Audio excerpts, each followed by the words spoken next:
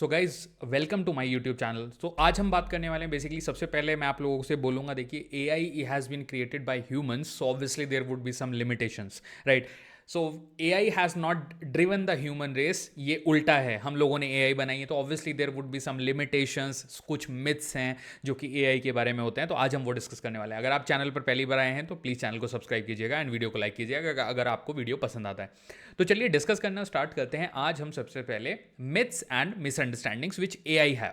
तो इससे पिछले वीडियो में हम लोगों ने एक एग्जाम्पल लिया था, उसी से चलिए स्टार्ट करते हैं। सबसे पहले तो हमने एक एग्जाम्पल लिया था कि हम अगर एआई को बोलें कि something which is round and it has red colour, तो वो हमें प्रेडिक्ट करके बोलेगा obviously that is a Apple.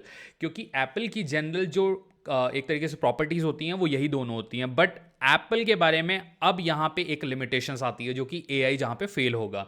उसका एग्जांपल है कि हमारे पास एप्पल ग्रीन भी तो होता है। अगर आप मार्केट में देखोगे तो एप्पल ग्रीन भी होता है और रेड भी होता है, बट ट्रेडिशनल एप्पल रेड होते हैं जनरली, जो ज़्यादा बिकते हैं, बट ग्रीन भी होता है। तो यहाँ पे अब आप नोटिस कर रहे हो कि एक तरीके से आपका जो डिसीजन है वो आपकी कंपनी को रिस्क में डाल सकता है, ओके।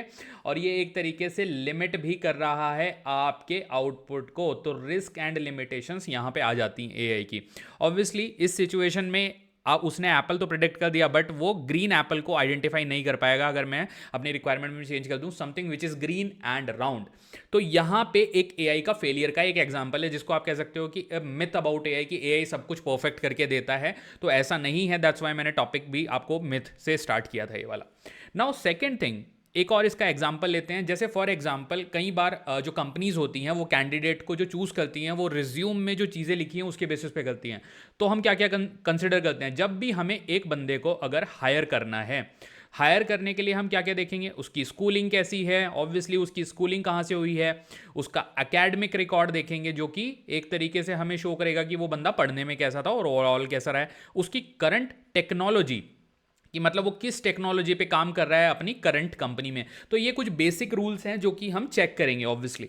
बट कई बार हो सकता है कि एआई, ऑब्वियसली देखिए एआई का जो मैंने एग्जांपल लिया था, सबसे बेसिक एग्जांपल जो था वो है मशीन लर्निंग एल्गोरिदम, जो कि सबसे ज़्यादा यूज़ होता है। मशीन लर्निंग एल्गोरिदम, अगर किसी ने फेक सीवी बनाया है, अब यहाँ पे मैं बात करता हूँ, इसको आप ऐसे समझो, अगर किसी ने फेक सीवी बनाया जो कि उस टेक्नोलॉजी पे काम करता ही नहीं है, बट हमारा जो मॉडल है वो उस रिज्यूम को सिलेक्ट करके हमारे पास लेके आएगा, ये रिज्यूम सिलेक्ट हो जाएगा, देन आपको इंटरव्यू में जाके पता चलेगा कि इस बंदे ने उस टेक्नोलॉजी पे कभी काम ही नहीं किया।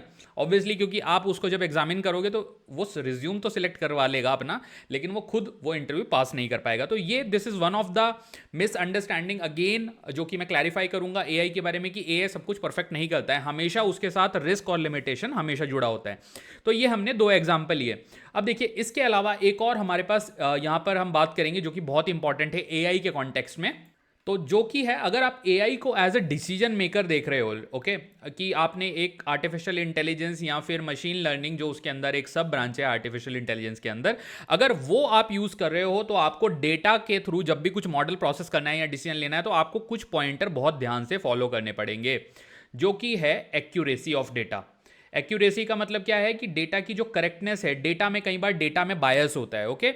और बायस क्या होता है वो भी मैं आपको बताता हूं। तो जैसे ये एग्जांपल था हमारा, ओके, तो ये एक मशीन लर्निंग का यहाँ पे फेलियर है, इसको मशीन लर्निंग बायस भी कह सकते हैं इस सिनेरियो को, जहाँ पे एक फेक रिज्यूम सिलेक्ट होकर हमारे पास आ गया था।